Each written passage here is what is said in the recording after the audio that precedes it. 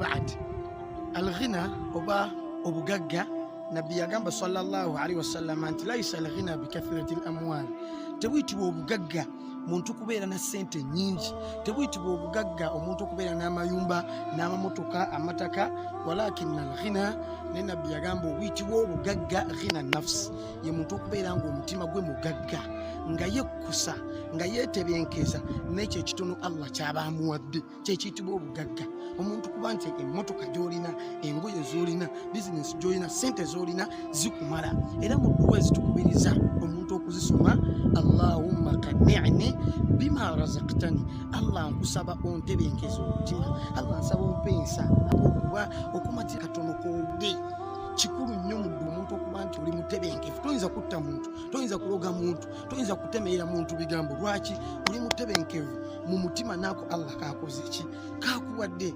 Barakallahu fikum wa jazakumullahu khairan. Wassalamu